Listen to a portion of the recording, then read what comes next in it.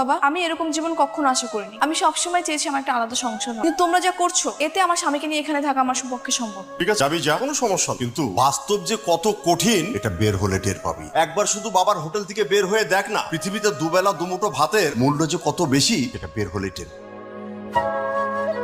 সবে তো শুনলাম, এখন আমরা দুজন মিলে যদি চাকরি করি, একটু কষ্ট করে থাকি, তাহলে আমাদের সংসারটা অনেক ভালোই চলবে। আমার তো কোনো সমস্যা নেই, আমি বলছি যে তারপর যেখানে ইচ্ছে সেখানে থাকতে পারবে, কিন্তু তুমি থাকতে পারবে তো? তোমার কষ্ট হয়ে যাবে না? আর তুমি তো এই পরিবেশের সাথে অভ্যস্ত না, থাকতে পারবে তো? হ্যাঁ, সমস্যা নেই, আমি চেষ্টা করবো। আর তার চেয়ে বড় কথা, তোমাকে তো ছোট হয়ে থাকতে হবে না। আমরা আত্মসম্মান নিয়ে বাঁচতে পারবো। তুমি যেখানে থাকবা আমি সবসময় তোমার ছায়া হয়ে থাকবো।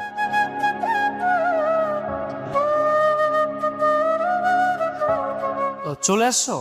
আমাকে একটা কল দিতে। বাজারে গেছো কেন? আমি তাহলে বাজারে যেতাম। সমস্যা নেই, আমি ভাবলাম অফিস ছুটি হয়ে গেছে, তাড়াতাড়ি বাচ্চাটা করেই যাই। সরো। হ্যাঁ বাস।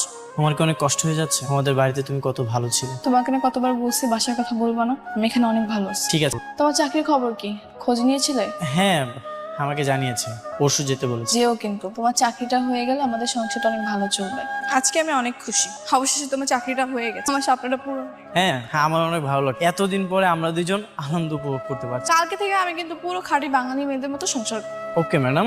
সকালে উঠে তোমাকে নাস্তা বানিয়ে দিব, তারপর তুমি অফিসে চলে যাবা, আমিও চলে যাব, আর দিন শেষে দুজনে একসাথে বাসায় ফিরবো। কত শান্তি না? ঠিক আছে। আচ্ছা একটা কথা বলবো? বলো। তোমার বাবা মাকে মনে পড়ে না? হ্যাঁ মনে পড়ে, কেন মনে পড়বে? আমি তো রবট না যে মায়া লাগবে। চলো না আমরা তাদের সাথে দেখা করতে যাই। কোনো দরকার, তারা তো আমাদের খোঁজ খবর নিল না, তারা তো এসে দেখলো না আমরা কেমন আছি, তো আমরা কেন যাবো? আরে ওনারা তো রাগ করে আছে। আমিও রাখ